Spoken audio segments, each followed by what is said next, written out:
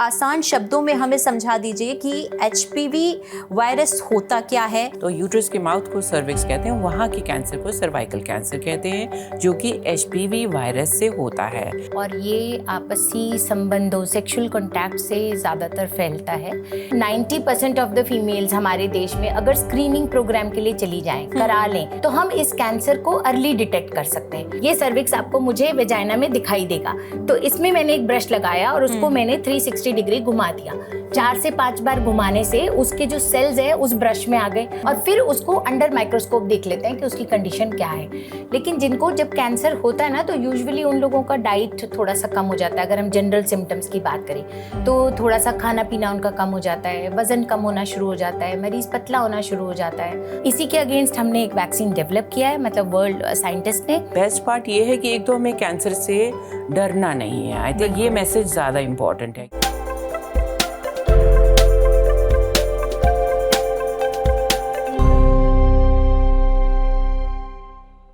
नमस्कार, TV9 देख रहे हैं आप। आपके साथ मैं हूं ऋषा हुसैन।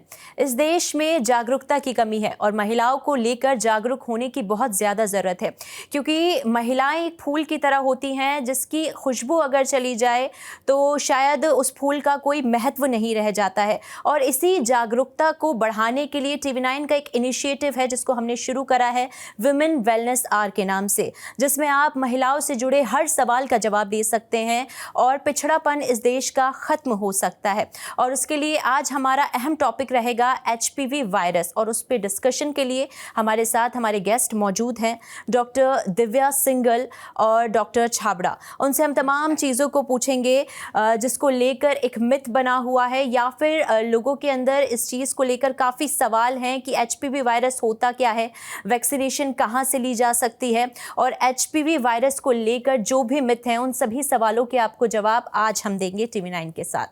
तो पहला सवाल डॉक्टर दिव्या आपसे मेरा रहेगा। देखिए, एचपीवी वायरस को लेकर काफ़ी लोगों के अंदर ये भ्रम फैला हुआ है कि अगर इस वैक्सीन को हम लेते हैं तो काफ़ी मुश्किलात होंगी। तो सबसे पहले आप आसान शब्दों में हमें समझा दीजिए कि एचपीवी वायरस होता क्या है, क्या ये प्रिवेंटेबल और ट्रीटेबल है, क्योंकि हमने नहीं सुना कि किसी कैंसर को भी हम प्रिवेंट कर सकते हैं। और अगर हम बात करें सर्विकल कैंसर की, तो क्या इसे हम ट्रीट कर सकते हैं?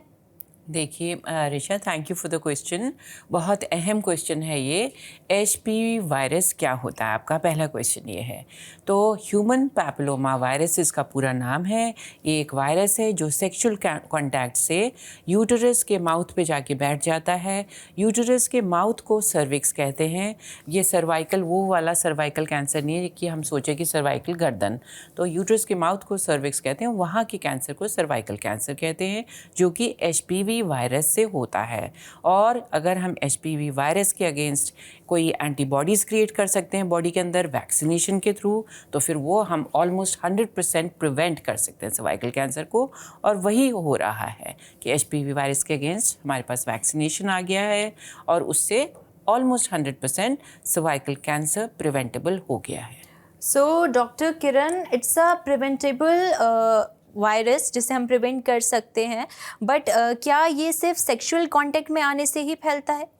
जैसा कि डॉक्टर दिव्या ने आपको बताया कि ये एक ह्यूमन पैपिलोमा वायरस है और ये आपसी संबंधों सेक्सुअल कॉन्टैक्ट से ज़्यादातर फैलता है। इस वैक्सीन को लेने से इस कैंसर को हम प्रिवेंट कर सकते हैं, क्योंकि यही एक अकेला कैंसर है जो एक वायरस की वजह से होता है और इस वायरस के अगेंस्ट हम एंटीबॉडीज़ दे सकते हैं, बना सकते हैं। जैसा कि आप लोगों ने देखा कि कोविड वायरस था तो सारी दुनिया को कोविड हुआ और कोविड के अगेंस्ट हमने वैक्सीन डेवलप की और वो वैक्सीन हमने सबको लगाई, तो हमारे देश में कोविड से लोगों की मौत या तकलीफें काफ़ी हद तक कम हुई। उसी तरह का ये भी एक वायरस है, तो वायरस के अगेंस्ट हम एंटीबॉडीज़ बना सकते हैं। इसी के अगेंस्ट हमने एक वैक्सीन डेवलप किया है, मतलब वर्ल्ड साइंटिस्ट ने, और वही वैक्सीन लोगों को इस सर्वाइकल कैंसर से प्रिवेंट कर सकता है। ठीक है। और जैसे डॉक्टर किरण ने कहा और आपने पूछा कि भाई कहीं और भी हो सकता है कि एचपीवी वायरस से कुछ और, तो एचपीवी वायरस के कोई स्ट्रेन्स, थोड़े स्ट्रेन्स ऐसे भी हैं जो जेनाइटल वॉर्ड्स क्रिएट कर देते हैं। आपने सुना होगा कि कुछ गोभी जैसे फूल पत्ती जैसे टाइप के छोटे छोटे बम्प्स जो होते हैं वो क्रिएट हो जाते हैं वल्वा प्राइवेट पार्ट्स के पास, तो उन्हें जेनाइटल वॉर्ट्स कहते हैं। तो वो भी HPV वायरस क्रिएट कर सकता है। ये क्या सिस्ट की तरह होते हैं कुछ? ये छोटे छोटे, ये समझिए कि गोभी के बिल्कुल बारीक बारीक फूल की तरह हो सकते हैं, लंबे लंबे टैग्स की तरह हो सकते हैं, स्किन टैग्स की तरह, और नहीं तो बिल्कुल छोटे छोटे फुंसी की तरह हो सकते हैं, बम्प्स की तरह। So it's a common virus that can spread through sexual contact. तो क्या ये महिलाओं और पुरुषों दोनों में पाया जा सकता है? HPV वायरस जो है ये तो दोनों में ही पाया जाएगा और पाया जाता है। इनफैक्ट ये HPV वायरस इतना तेज वायरस है कि ना केवल ये सर्वाइकल कैंसर क्रिएट करता है बट पिनाइल कैंसर भी नेचुरली मेल में जो है, और फिर वल्वल कैंसर भी, vaginal cancer, anal cancer, oropharyngeal cancer, मतलब ये अपनी पहुंच काफ़ी दूर दूर तक रखता है, रखे हुए। ठीक है। अगर मैम ये अर्ली डिटेक्टेबल हो तो इसे क्योर किया जा सकता है। व्हाट इफ अगर इसको अर्ली डिटेक्ट ना किया जाए तो क्या होगा? क्योंकि एज मैं जहाँ तक ये समझ पा रही हूँ ये काफ़ी स्मार्ट वायरस है। देखो, कोई भी वायरस जो है ना, कोई भी इन्फेक्शन बॉडी में जो कैंसर कॉज करता है या कोई भी ग्रोथ जो कैंसर की होती है, जब भी हम उसको बहुत अर्ली डिटेक्ट कर लेते हैं तो उस कैंसर को ट्रीट करना डॉक्टर्स के लिए बहुत आसान हो जाता है, पेशेंट्स के लिए भी बहुत ईजी हो जाता है, क्योंकि उससे उनकी ना लाइफ एक्सपेक्टेंसी काफ़ी बढ़ जाती है, बिकॉज जल्दी आपने डिटेक्ट किया और जल्दी निकाल लिया। ह्यूमन पेपिलोमा वायरस एक ऐसा वायरस है कि जो आपके शरीर में काफ़ी समय तक रहता है, और अगर आपका ये डिटेक्ट ही नहीं हुआ तो ये कैंसर में परिवर्तित हो सकता है, और कैंसर में परिवर्तित ना हो या ये आपको आगे जाके तकलीफ ना दे तो उसके पास हमारे पास 2 स्ट्रैटेजीज हैं। एक तो ये कि हम अर्ली स्टेजेस में ही वैक्सीनेशन ले लें इसके अगेंस्ट, और दूसरा हम सब गर्ल्स को एक स्क्रीनिंग करानी चाहिए। स्क्रीनिंग होती है एक, हम डॉक्टर्स अपनी लैंग्वेज में कहते हैं पैप स्मीयर, या कई बार आपने सुना होगा लिक्विड बेस्ड साइटोलॉजी, डॉक्टर्स ये वर्ड यूज़ करते हैं कि आप इसको पैप स्मीयर को आपको कराना चाहिए। तो अगर मतलब 90% ऑफ द फीमेल्स हमारे देश में अगर स्क्रीनिंग प्रोग्राम के लिए चली जाएं, करा लें, जैसे 35 पे फिर 45 पे, अगर हम 2 बार भी कम से कम स्क्रीनिंग करा लें तो हम इस कैंसर को अर्ली डिटेक्ट कर सकते हैं। बिकॉज अगर पैप स्मीयर में कोई भी ऐसे चेंजेस हमें दिखाई देते हैं तो डेफिनेटली हम उसको आगे ट्रीट करने की कोशिश करेंगे, आगे डायग्नोज करने की कोशिश करेंगे। उसके लिए फिर बहुत सारी और चीज़ें हैं, कॉल्पोस्कोपी कर सकते हैं, बायोप्सी कर सकते हैं, बायोप्सी के बाद हम उसको ट्रीटमेंट पे डाल सकते हैं। तो ये सारी चीज़ें बात की हैं। पहले हमें क्या है, pap smear, which is very very important, जो हमारे देश में लोगों को बिल्कुल कंसेप्ट नहीं है कराने का। बिल्कुल। Ideally every girl should go for a pap smear at least twice in her life. साल में, अपनी ज़िंदगी में एटलीस्ट 2 बार तो ज़रूर कराना चाहिए, 35 और 45 के एज पे। ये 2 बार तो ज़रूर होना चाहिए। वैसे बाहर की कंट्रीज़ में ये 21 साल पे भी शुरू हो जाता है। डॉक्टर किरण, अगर मैं आपसे पूछूं कि पैप टेस्ट को आप आसान शब्दों में कैसे समझा सकती हैं? क्योंकि देखिए लोगों के अंदर, मैंने जैसे पहले भी कहा कि जागरूकता की कमी होती है, तो पैप टेस्ट किस तरीके से किया जाता है, क्या इसका कॉस्ट आता है, कहाँ पर जाकर पैप टेस्ट किया जा सकता है, ये भी आप बता दीजिए। हाँ जी, तो सबसे पहले तो मैं ये बता देती हूँ कि पैप टेस्ट डॉक्टर ही लेता है, मतलब कोई भी गायनेकोलॉजिस्ट आपका टेस्ट लेगा। जैसे शुरू में हमने बात की कि ये कैंसर है क्या, what is cervical cancer, but basically procedure, I am coming to that. Basically cervical cancer जो है वो बच्चेदानी के मुंह को हम सर्विक्स कहते हैं, बच्चेदानी का मुंह का हिस्सा है जो है उसको हम सर्विक्स कहते हैं। अब वो बाहर से तो किसी को भी दिखाई नहीं देता है, because it is inside the vagina. तो वेजाइना में जो आपका डॉक्टर है वो एक इंस्ट्रूमेंट डालेगा, इंस्ट्रूमेंट डाल के वो ढंग से उस बच्चेदानी के मुंह को देखेगा। लाइट सोर्स के अंडर ब्रश से वो सैंपल लिया जाता है। उस एक ब्रश आता है, सॉफ्ट सा ब्रश होता है, उसको हम सर्विक्स के मुंह के अंदर डाल करके, अगर आप इसको यूं समझे तो ऐसे, ये सर्विक्स आपको मुझे वेजाइना में दिखाई देगा।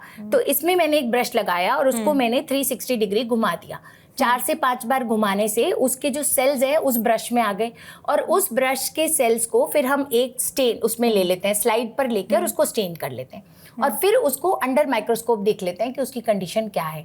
लिक्विड बेस्ड साइटोलॉजी में यही जो ब्रश हमने घुमाया अंदर, मतलब वेजाइना में हमने एक इंस्ट्रूमेंट डाला जिसको स्पेक्युलम कहते हैं, उससे हमने सर्विक्स के मुंह को देखा, यहाँ हमने ब्रश डाल करके और उससे हमने ये सैंपल ले लिया। अगर आप यूँ देखें तो ऐसे मैंने ब्रश से सैंपल ले लिया, और इस सैंपल को फिर मैंने वो वो लिक्विड में डाल दिया और फिर उस लिक्विड को हम एक स्लाइड पे लेके और उसको माइक्रोस्कोप के नीचे देख लेते हैं, तो फिर उसमें हमें पता लग जाता है कि ये नॉर्मल हमारा सर्विक्स है या हमारे सर्विक्स में कोई एबनॉर्मल सेल्स आ रहे हैं। अगर वो एबनॉर्मल सेल्स आ रहे हैं तो फिर हम आगे चलेंगे नए प्रोसीजर के लिए कि हम कॉल्पोस्कोपी करेंगे, बायोप्सी करेंगे सर्विक्स की, है ना, और फिर उससे जो भी डायग्नोसिस हमारा बनेगा उसके बाद हम उसको सर्वाइकल कैंसर का ट्रीटमेंट देंगे। बल्कि जो ये पैप टेस्ट हम लोग करते हैं ऋषा जी, तो इसमें हम सेल्स भी देखते हैं और इसमें हम HPV वायरस को भी पकड़ सकते हैं। तो दोनों चीज़ें, सेल्स भी देख लिया कि भी सेल्स पे ऑलरेडी वायरस अगर बैठा होगा तो वो वहाँ पर जाके उसने अबनॉर्मल एक्टिविटी शुरू कर दी है क्या सेल्स के अंदर घुसकर, और नहीं तो क्या हो सकता है कि सिर्फ HPV वायरस अभी बैठा हुआ है, अभी उसने सेल्स में एक्टिविटी, अबनॉर्मल एक्टिविटी नहीं शुरू की है। और HPV वायरस ऐसा वायरस है जो कि 10-10 साल तक, 13-13 साल तक वहाँ बैठा रहता है और हल्की हल्की अबनॉर्मल एक्टिविटी शुरू करता है। तो हम लोगों को वो 10 से 13 साल मिल जाते हैं पेशेंट का HPV वायरस चेक करने के लिए भी और साथ साथ में उसको ट्रीट करने के लिए भी। तो इस समय जो लीजन होता है अंदर, अबनॉर्मल एक्टिविटी जब अब शुरू ही हुई है, उस लीजन को कहते हैं प्री कैंसरस लीजन। उसका जो इलाज है वो बहुत हल्का होता है, बहुत आराम से हो जाता है। जैसे कि आपने सुना होगा कि भाई बच्चेदानी के मुंह की सिकाई कर दी है या उसको फ्रीज कर दिया है, तो इतना सा होता है 10-15 मिनट का पूरा ये सारा का सारा हो जाता है। और पेशेंट को सबसे बढ़िया बात है कि पेशेंट को कोई खास तकलीफ नहीं होती। और पैप स्मेयर का जो टेस्ट आप कह रहे हो ना, अगर हम सिर्फ पैप स्मेयर करते हैं तो it will not cost more than 1000 rupees, but if you are doing along with, जैसे डॉक्टर दिव्या ने कहा कि हम वायरस को भी ढूंढ सकते हैं, तो वो होता है HPV DNA टेस्ट। अगर हम वो HPV DNA टेस्ट करते हैं तो वो लगभग 2000-2500 के आसपास, 2000-1000 समझ लीजिए आप, और ऐड हो जाएगा उसमें। तो आपको दोनों चीज़ें पता लग जाएंगी कि वायरस है या नहीं है और पैप स्मेयर एबनॉर्मल तो नहीं है, and then we can go for treatment for that condition, particular condition.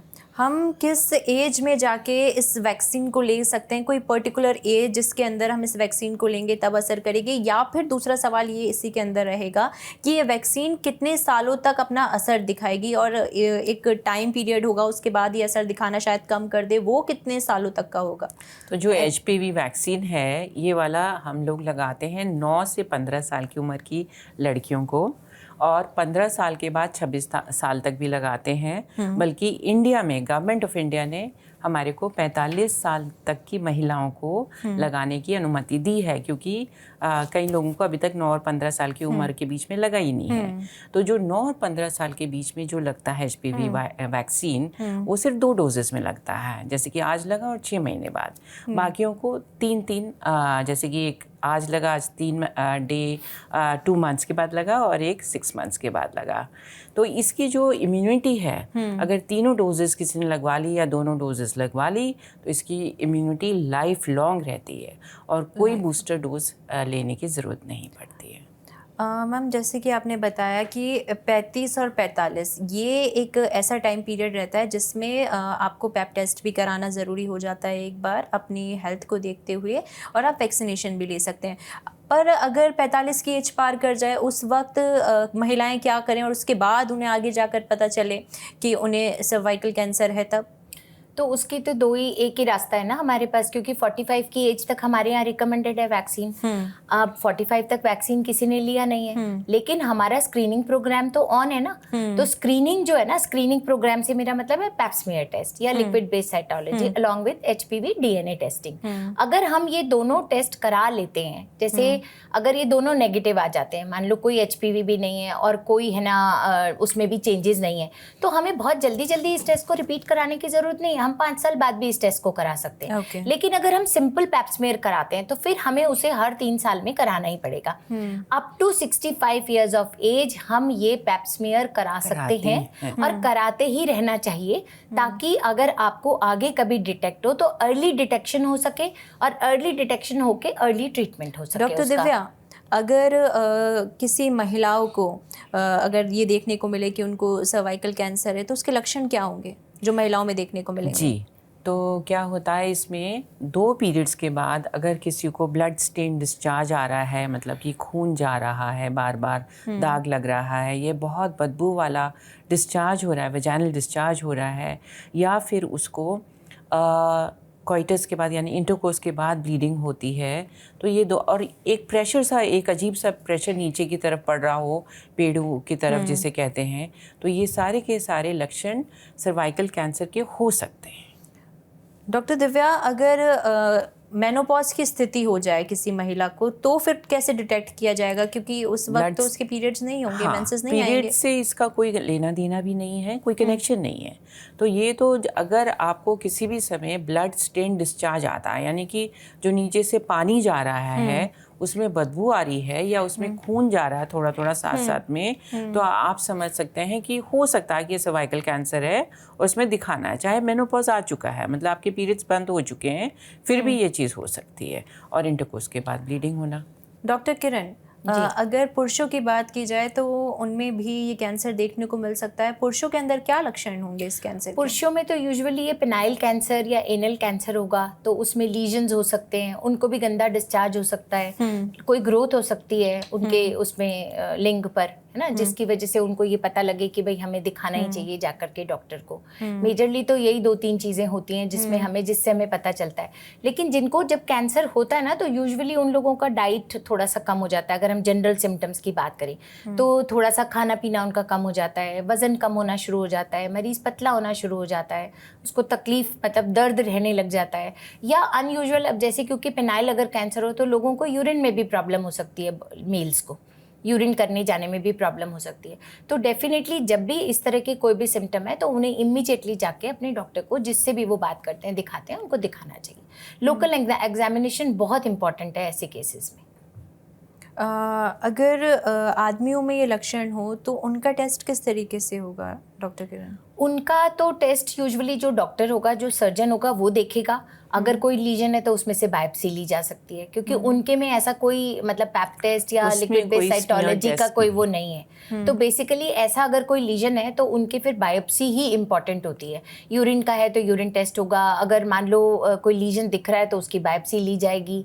Ultrasound भी हो सकता है पेनाइल और स्क्रोटल एरिया का, तो उसमें भी अगर कोई लिम्फ ग्लैंड्स या ऐसा कुछ, मान लो कई बार बहुत एक्सटेंड हो गई बीमारी, तो लिम्फ नोड्स भी नजर आएंगे। लिम्फ नोड्स होते हैं जो हमारे बॉडी में से कलेक्शन लेके, गंदगी को लेके एक तरफ होते हैं, तो वो अगर मोटे मोटे हो गए तो इसका मतलब कहीं ना कहीं इन्फेक्शन है या कहीं ना कहीं कैंसरस लीजन है। बायोप्सी से ही मेजर डिसीजन होगा इसमें। बट फीमेल्स में ये बहुत अच्छी बात है कि अगर हम पैप स्मीयर करा लेते हैं, अगर हम लिक्विड बेस्ड साइटोलॉजी कराते रहते हैं फ्रिक्वेंटली, तो हमें पता है कि हमारी अंदर स्थिति क्या चल रही है, और बहुत ईजी और बहुत जल्दी डायग्नोसिस हो सकता है उसका। डॉक्टर दिव्या, अगर हम ये कहें कि देखिए, स्मोकिंग को लेकर कहा जाता है कि कैंसर को बढ़ाता है, क्या स्मोकिंग से भी इस कैंसर को बढ़त मिल सकती है? बिल्कुल मिल सकती है। स्मोकिंग हुई तो ये सारी चीज़ें अवॉइड डेफिनेटली करनी चाहिए। और अगर आपका इम्यून सिस्टम कमज़ोर है तो भी क्या ये कैंसर में बढ़त हो सकती है? बिल्कुल, वो तो क्योंकि जो हमारा इम्यून सिस्टम है वो हमारे को हर टाइप के वायरस से बचाता है, बैक्टीरिया से बचाता है। तो अगर इम्यून सिस्टम हमारा कमज़ोर हो गया किसी भी कारण से, जैसे किसी को डायबिटीज़ है, किसी को HIV है, और भी तरह तरह की बीमारियां, स्पेशली डायबिटीज़ क्योंकि हमारी कंट्री में बहुत प्रचलित है, तो उसको वायरस से नुकसान होना, कैंसर की ओर जाना ज़्यादा चांसेस होते हैं। डॉक्टर किरण, क्या HPV वायरस के लिए सेक्सुअल कांटेक्ट होना ज़रूरी है या फिर और भी तरीक़ों से ये फैल सकता है? लाइक कोई मदर है, वो अपने बच्चे को फीड कर रही है, या फिर वो प्रेग्नेंट है और उस वक्त उसको ये कैंसर है, तो क्या उसके बच्चों में भी ये इस चीज़ को लेकर कहा जा सकता है कि संभावना हो सकती है कि कैंसर हो जाए? देखिए, बेसिकली तो HPV वायरस जो है, ह्यूमन पेपिलोमा वायरस, ये सेक्सुअल कांटेक्ट से फैलता है, और अगर किसी में ये ऑलरेडी वायरस है तो उसके स्किन कांटेक्ट से भी हो सकता है। बाकी ऐसा नहीं है कि अगर मदर अपनी बच्चे को फीड करा रही है तो उसको कैंसर हो जाएगा, बेबी को कैंसर हो जाएगा, ऐसा नहीं है। बेसिकली सेक्स, हाँ, जब बच्चा बर्थ कैनाल से अंदर बाहर जा रहा है, वहाँ पर HPV वायरस ऑलरेडी बैठा है, तो बच्चे को उस समय ट्रांसमिट हो सकता है। उस सिचुएशन में बच्चे को हो सकता है। तो उस वक्त हम बच्चे को कैसे बचा सकते हैं, क्या चीज़ें कर सकते हैं कि लाइक अगर कोई बच्चा है वो बर्थ के टाइम पर उसे अपनी माँ से वायरस हो जाए तो फिर उसे कैसे सेव कर सकते हैं हम लोग? ये जो वायरस है ना, इसकी एक खास बात है कि ये आपकी बॉडी में जाता है, लेकिन 2 साल में कई बार ये अपने आप ही ख़त्म हो जाता है। अपने आप ही ये खत्म हो हाँ, जाता है। अपने आप ही खत्म भी हो सकता है। लेकिन क्या है, जब मान लो मेरे पास आज पेशेंट आया और मैंने उसका टेस्ट किया और HPV DNA में उसका वायरस पॉजिटिव आ गया, अब मुझे तो ये नहीं पता है ना कि वायरस कब से था उसकी बॉडी में, तो definitely I will investigate her further. तो बच्चे के केस में ये बहुत इंपॉर्टेंट हो जाएगा इसमें, क्योंकि हमें ये पता है कि 2 साल में अपने आप चला जाएगा। तो बच्चे की बस हमें इम्यूनिटी पे ही ध्यान रखना होगा आगे जैसे जैसे बच्चा बढ़ता है, कि उसकी बॉडी खुद की इतनी स्ट्रांग हो कि उस वायरस को जल्दी से जल्दी शेड कर सके। अच्छा मैम, जैसे सर्विकल कैंसर होता है, वो डिटेक्ट हो गया, तो उस सिचुएशन में अगर स्थिति कोई मेजर ही है, तो आप लोग किस तरीके से उसे ख़त्म करने की कोशिश करते हैं? क्योंकि हमने कैंसर को लेकर सुना है कि कीमोथेरेपी होती है, और भी कई तरीके से आप इसका इलाज करते हैं, तो इस सिचुएशन में सर्वाइकल कैंसर में आप लोग क्या करते हैं? तो सर्वाइकल कैंसर में भी हम लोग सर्जरी भी कर सकते हैं। स्टेज 1 और स्टेज 2A में हम पहले सर्जरी करते हैं, जितना कैंसर हटा सकते हैं उतना हटाते हैं, उसके बाद उसको कीमोथेरेपी भी देते हैं और रेडिएशन भी देते हैं। तीनों चीज़ें चलती हैं आजकल। और बेस्ट पार्ट ये है कि एक तो हमें कैंसर से डरना नहीं है। आई थिंक ये मैसेज ज़्यादा इंपॉर्टेंट है कि भाई हमें कैंसर हो गया तो लगता है लोगों को कि this the end of life, but it is not. फिर कीमोथेरेपी का नाम सुनते तो और भी ज़्यादा डर जाते हैं कि उसमें तो बहुत ज़्यादा वो बाल गिर जाते हैं, ये होता है वो होता है, सहन नहीं होती और बहुत महंगी। तो आजकल महंगी भी नहीं रही कीमोथेरेपी बहुत ज़्यादा, और उससे इतनी ज़्यादा साइड इफ़ेक्ट्स नहीं होते हैं, तो बहुत अच्छे से वेल टॉलरेटेड होती है। रेडिएशन भी बहुत अच्छी आ गई, टेक्नोलॉजी धीरे धीरे इम्प्रूव करती जा रही है। लेकिन हम लोगों का जो आने का पर्पज़ यहाँ पर यही था कि सर्वाइकल कैंसर जहाँ तक है वो ऑलमोस्ट 100% प्रिवेंटेबल है विद द HPV वैक्सीनेशन। एक तो ये मैसेज था, और दूसरा कि पैप टेस्ट ज़रूर कराएं, एक 35 साल की उम्र में और एक 45 में, तो आप उस स्टेज पे पहुंचोगे ही नहीं है, सर्वाइकल कैंसर की स्टेज पे आप पहुंचोगे ही नहीं। डॉक्टर किरण, हम इस कैंसर को होने से कैसे रोक सकते हैं? लाइक क्या हमें करना पड़ेगा शुरुआती दिनों में ही कि ये कैंसर हो ही ना? अगर हम ये चाहते हैं कि कैंसर हो ही ना, तो हमें डेफिनेटली अपने बच्चों को जो 15 साल से नीचे हैं उन सबको ये वैक्सीनेशन देना चाहिए। और उस समय वैक्सीनेशन की सिर्फ 2 डोज लगती हैं, और वो दोनों डोज हमें अपने बच्चों को दिलवानी चाहिए। ऐसा नहीं है कि 15 साल के बाद हम वैक्सीनेट नहीं कर सकते, क्योंकि जैसा डॉक्टर दिव्या ने पहले ही बताया कि हमारे इंडिया में 45 ईयर्स तक की एज की फीमेल्स को हम ये वैक्सीनेशन दे सकते हैं। अगर हमें प्रिवेंट करना है इस वैक्सीनेशन को बिल्कुल ही ना हो, तो 15 से पहले। अगर मान लो कोई वायरस हो भी गया है तो डेफिनेटली हमें आगे स्क्रीनिंग कंटिन्यू करनी चाहिए, जिससे कि हम इसको अर्ली डिटेक्ट कर सकें। लेकिन उसके बावजूद भी हमें वैक्सीनेशन ज़रूर लेना चाहिए। ठीक है। HPV वैक्सीन की डोज कैसे मिल सकती है? क्योंकि अगर हम शुरू से ही कैंसर का नाम सुने तो लोगों के अंदर मिथ है, या फिर कहें ये सच्चाई है कि कैंसर का इलाज बहुत महंगा होता है, और अगर हम उसकी डोज ले रहे हैं, वैक्सीन ले रहे हैं, तो काफ़ी महंगी होगी। डॉक्टर दिव्या? वैक्सीन जो है गायनोकोलॉजिस्ट के पास भी है, और जो बच्चे के स्पेशलिस्ट होते हैं पीडियाट्रिशियंस हैं उनके पास भी रखी होती है। और अब तो ये नेशनल इम्यूनाइजेशन प्रोग्राम में बहुत जल्द आने वाली है ये वैक्सीन, क्योंकि अब इंडियन वैक्सीन आ गई है और वो वर्ल्ड स्टैंडर्ड की बनी है और वो थोड़ी सस्ती भी है। तो एक बार वो नेशनल इम्यूनाइजेशन प्रोग्राम में आ जाएगी तो फिर ऑटोमेटिकली बच्चों को लगना शुरू हो जाएगा ये वैक्सीन थ्रू द गवर्नमेंट। तो तब तक के लिए थोड़ी महंगी ज़रूर है, लेकिन इतनी नहीं कि वो अफोर्डेबल नहीं है। और स्पेशली जो सर्वाइकल जो इंडियन ब्रांड है वो इतना ज़्यादा महंगा नहीं है। तो भारत सरकार क्या कुछ कदम उठा रही है इस चीज़ को लेकर? क्योंकि देखिए, अगर डॉक्टर दिव्या, अगर हम ये माने कि ये वैक्सीन 2-3 हज़ार की है, तो भी एक गरीब परिवार के लिए ये वैक्सीन बहुत महंगी है, और इसकी डोजेस भी हैं, एक डोज से काम नहीं चलेगा। तो भारत सरकार का क्या इनिशिएटिव है इसको लेकर? तो कोई भारत इनिशिएटिव, सरकार अवेयरनेस? जी बहुत अवेयरनेस फैल रही है। जो एटलीस्ट जो पैप टेस्ट है ना, पैप स्मीयर टेस्ट अब जगह जगह छोटे से छोटे पेरिफेरल हेल्थ सेंटर्स में होने लगा है। और जो ये हम लोग भी अपनी तरफ से पब्लिक अवेयरनेस कैंप्स करते हैं, हम जैसे कि हम आपके पास बैठे हैं अवेयरनेस फैलाने के लिए, तो हम कैंप्स भी करते हैं, उसमें हम लोग फ्री पैप टेस्ट करते हैं। और हम लोग NGOs को भी इकट्ठा करते हैं जो लोग सर्वाइकल कैंसर के वैक्सीन हमें फ्री में देते हैं। और लड़कियों को भी हम लोग इकट्ठा करते हैं इस एज के, उनके पेरेंट्स से बात करके, ताकि उन्हें फ्री में लग जाए। तो गरीब बच्चों के लिए हम ऐसा करने की कोशिश कर रहे हैं। जहाँ तक गवर्नमेंट ऑफ इंडिया का सवाल है, दे हैव टू फॉलो, वो लोग फॉलो करें WHO के 90-70-90 का रूल। तो 1970 का एक स्ट्रैटेजी बनाई है WHO ने, यानी कि वर्ल्ड हेल्थ ऑर्गेनाइजेशन ने। उन्होंने कहा कि 2030 तक का हमारा एक टारगेट है कि आपको सर्वाइकल कैंसर को ख़त्म करना है। तो उसके लिए उन्होंने 3 pronged स्ट्रैटेजी बनाई है कि मतलब 3 तरीके से उसको हम आक्रमण करें सर्वाइकल कैंसर के वायरस के ऊपर। एक तो HPV वायरस वैक्सीनेशन के द्वारा, दूसरा पैप टेस्ट के द्वारा, और तीसरा जैसे ही हमारे को प्री कैंसरस लीजन मिलता है तो उस समय उस जगह की बच्चेदानी की सिकाई कर दें, या तो ठंडी सिकाई बर्फ़ वाली, या फिर इलेक्ट्रिसिटी से हीट थेरेपी होती है। तो ये सारी चीज़ें अगर हम कहीं ना कहीं तो हमारे हाथ में पकड़ में आएगा ही HPV वायरस। अगर वैक्सीनेशन अभी नहीं भी पहुंच रहा है गरीब तबके के पास, तो फिर हमारे पास पैप टेस्ट है जो कि बहुत चीप होता है, तो उसके लिए तो आएँ। ठीक है। मेरा आखिरी सवाल आप दोनों से ही रहेगा। देखिए, जिस तरीके से कोरोना की वैक्सीन आई थी उसके अंदर लोगों को ये मिथ था कि अगर हम ये वैक्सीन लेंगे तो इससे हमें कई साइड इफ़ेक्ट्स हो सकते हैं। तो क्या इसके अंदर भी कोई डर है, लोगों के अंदर कोई मिथ है? और अगर वो मिथ है तो उसके लिए आप एक लाइन में अगर कुछ दर्शकों को कहना चाहें तो। ऐसा है, ये अभी तक हम 2007 या 8 से ये वैक्सीन दे रहे हैं एज अ प्राइवेट प्रैक्टिशनर। और मेरे आसपास जितनी भी मेरी गायनेकोलॉजिस्ट फ्रेंड्स हैं, मतलब all over Delhi, all over India, I will say all are using this vaccine, है ना। और इस वैक्सीन से अभी तक हमारे सामने ऐसा कोई भी मेजर साइड इफेक्ट इसका नहीं आया है।